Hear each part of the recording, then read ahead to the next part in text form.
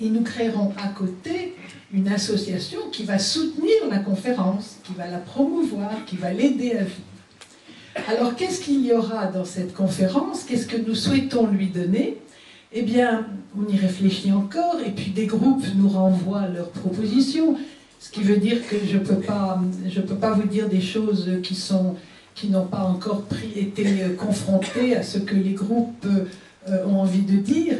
Mais ce qui se dessine un peu, c'est qu'il y a forcément un pôle autour de la formation, autour du baptême en particulier, parce que nous sommes nombreux à avoir besoin de nous rappeler effectivement quels sont les fondements du baptême. Donc il y a de la formation à assurer. On ne parle bien que quand on a effectivement une certaine assurance dans la matière dans laquelle on évolue. Donc la formation est nécessaire. Ensuite, il y a un pôle d'opinion publique. Il faut assurer le débat, il faut organiser la parole, il faut s'écouter, dialoguer, écouter la position de l'autre. Bon. Et puis, il y a un pôle forcément d'initiative.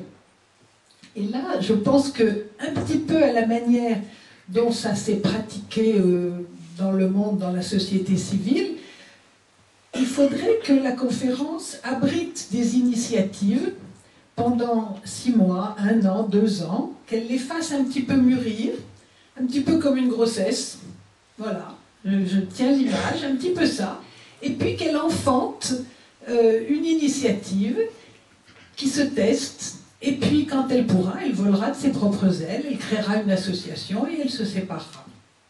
Voilà un peu de quelle manière on verrait cette annonce de l'Évangile, parce que les initiatives, elles sont là pour quoi? Elles sont bien là pour annoncer l'Évangile, hein, c'est pas pour autre chose. Voilà, donc, on est à la fin de l'automne 2009, nous voilà partis avec ce grand projet qui nous a fait quand même, qui nous a un petit peu bouleversés, un petit peu affolés, tellement c'était démesuré par rapport à ce qu'on avait imaginé. Encore une fois, on n'était pas préparé pour ça, c'était pas programmé. Bon. Donc les choses sont venues et heureusement nous sommes nombreux, maintenant nous sommes environ entre 1500 et 2000 personnes. Par conséquent, les forces arrivent, les idées aussi, les suggestions, les compétences, et on peut reprendre les choses de façon plus cohérente aussi. Voilà. Bon, depuis que nous avons marché, effectivement, il y a eu la seconde crise de l'Église, qui est la crise de l'hiver 2010, avec les affaires de pédophilie. Bon. Alors ça, c'est une affaire terrible qui nous a d'abord poussé à une chose, la première chose que nous avons faite, et là je tiens vraiment à insister là-dessus parce que nous étions extrêmement en souffrance de cette crise. Et vous savez qu'elle a éclaté quelques jours avant la Semaine Sainte, enfin le gros était quelques jours avant la Semaine Sainte de l'année dernière. Nous avons donc décidé d'écrire une lettre aux prêtres pour les assurer tout simplement de notre amitié. Et nous avons envoyé cette lettre à tout notre fichier en leur disant que s'ils avaient des amis prêtres, ils pouvaient leur envoyer cette lettre, qui était une lettre d'amitié, une lettre fraternelle. Parce que nous avons ressenti très, très fort la souffrance que ça pouvait être pour beaucoup d'entre eux, et le risque de fracture aussi que ça a comporté. La France a été quand même moins touchée que d'autres pays, mais il est évident que la honte et la souffrance sont pour nous tous. C'est évident. Et nous nous sommes sentis extrêmement, je ne vais pas dire responsables, mais ce mal nous atteint tous, quoi. Il ne s'agit pas de se défausser, même si bien sûr nous n'avons rien fait objectivement qui puisse soutenir des actes de pédophilie. Il y a une responsabilité globale que nous avons voulu assurer à ce moment-là. Alors, c'est à ce moment-là que nous avons, à l'intérieur de la conférence, établi un peu la charte de de ce qui nous guide. Alors, je l'ai un petit peu évoqué tout à l'heure, ce qui nous guide, c'est d'arrêter d'être dans une logique de demande continuelle. Et nous avons donc deux slogans. Le premier, je vous l'ai dit, c'est ni partir ni nous taire. Et le second, c'est nous ne demandons rien, mais nous espérons tout.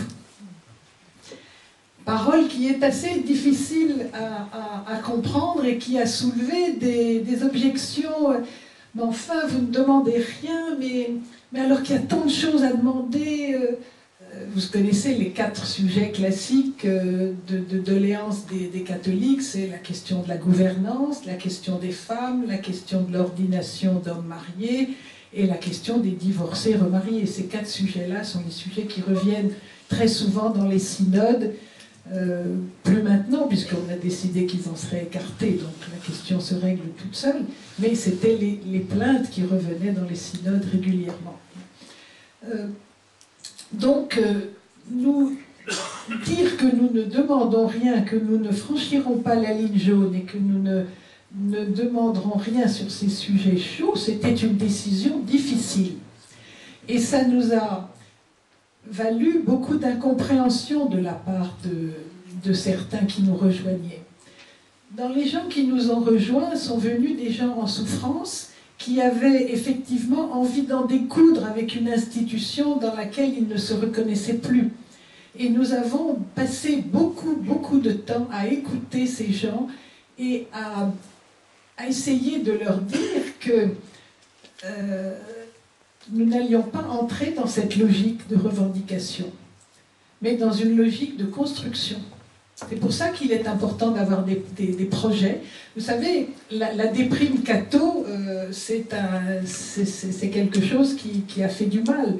Peut-être que certains secteurs de l'Église en sont préservés ou moins touchés, mais moi je l'ai vu d'assez près. Vous savez ce que c'est que dans une... Je sais pas, je prends une église que je connais bien, l'église en Bourgogne. Quand j'y vais le dimanche matin à la messe de 11h, il y a 50 personnes, il n'y a pas un jeune, toutes les personnes sont âgées, le prêtre a plus de 80 ans, on a envie de lui souhaiter du repos parce qu'on voit bien qu'il va courir d'une paroisse à l'autre. Bon, on a l'impression d'un effritement, c'est triste à pleurer, c'est très dur de supporter ça. Et le meilleur moyen de sortir de la déprime catho, c'est l'action, c'est d'agir. Quand on est acteur, on est sorti d'une souffrance et on est heureux de construire, on a un projet, on avance, on a un cap, on a quelque chose devant soi. Bon. C'est pour ça qu'il est si important que pour les personnes que nous recevons à la CCBF et qui nous paraissent accablées, qui sont dans une logique où elles veulent se plaindre, où elles veulent aller voir leur évêque et leur dire c'est pas possible, c'est pas possible. Nous, on leur dit non, ça ne sert à rien. Nos aînés nous ont instruits, les aînés des années 70, ça n'est pas la peine de recommencer ça, ça ne sert à rien. Bon. Ça ne sert à rien qu'à nous décourager continuellement, il faut prendre les choses autrement. Bon. Alors, il existe plein d'initiatives, tant mieux pour elles, et tant mieux si elles marchent bien, mais simplement, nous avons envie d'apporter notre contribution avec d'autres initiatives, et c'est un petit peu l'objet du dernier chapitre de notre livre, de susciter des propositions d'actions, de projets qui paraissent liés, efficaces et utiles pour l'annonce de l'Évangile dans notre monde aujourd'hui. Alors je n'en cite qu'un parce qu'il me tient à cœur et que du coup je le défendrai avec plus de conviction que d'autres. Je crois qu'il faut former une école de prédicateurs laïcs, par exemple. Voilà, je pense que la parole des laïcs est riche et qu'il faut la faire éclore, à condition qu'elle soit fondée, formée, qu'on soit aidé, il faut y arriver. Bon. Et je crois que ce serait une bonne chose. Mais la porte est ouverte, le champ est libre, il faut créer. Plein d'autres initiatives peuvent être très bien, très utiles. Ce qui compte, c'est l'écoute des besoins, c'est d'abord ça. Alors, je pense que il est temps que je conclue et que je vous parole parce que je suis très contente d'entendre ce que vous aurez, les sujets qui vous intéressent. Voilà, je vous ai dit dans quelles dispositions nous étions venus. Nous sommes convaincus que l'Évangile ne nous abandonnera jamais, que l'Église a beau être dans une période difficile, le Christ est avec nous pour nous aider à franchir cette étape, que nous sommes dans un problème de structure, mais que je crois que la quête spirituelle est forte et je crois que la demande de foi est importante et je crois que la proposition chrétienne est particulièrement attendue aujourd'hui, ne serait-ce que, prenons un seul exemple, prenons la fraternité chrétienne. La fraternité qu'a vécue Jésus et qu'il a proposée. Comment imaginer une parole plus adaptée que celle-là au monde de demain, au monde de la mondialisation? On a les paroles de la vie éternelle. Vraiment, j'en suis intimement convaincue. Et je crois que notre monde attend ces paroles-là. Et par conséquent, je suis plutôt optimiste pour l'avenir. Et je crois que nous avons simplement à rassembler nos forces. La grande difficulté, c'est la génération qui nous suit. Ça, effectivement, je reconnais et je suis soucieuse de cette question-là. C'est là que les choses sont décisives. Bon. Mais je crois que nous avons des raisons d'être optimistes sur la richesse de notre trésor chrétien, sur la profondeur de notre foi à tous, et sur notre capacité à en témoigner. Pourquoi mettre sa foi sous le boisseau? Pourquoi ne pas en témoigner plus largement? Parfois, on voit des attitudes un petit peu frileuses, un petit peu de retrait. Bien sûr, il y a l'équilibre à mener avec le respect de la confession des autres personnes. Mais je pense que l'annonce de la foi, l'annonce de l'Évangile passe aussi par une acceptation sereine de là où on est, de notre identité chrétienne. Donc mes convictions sont fortes et mes espoirs aussi. Et je souhaite qu'elles soient partagées par vous et je me réjouis de les entendre. Merci.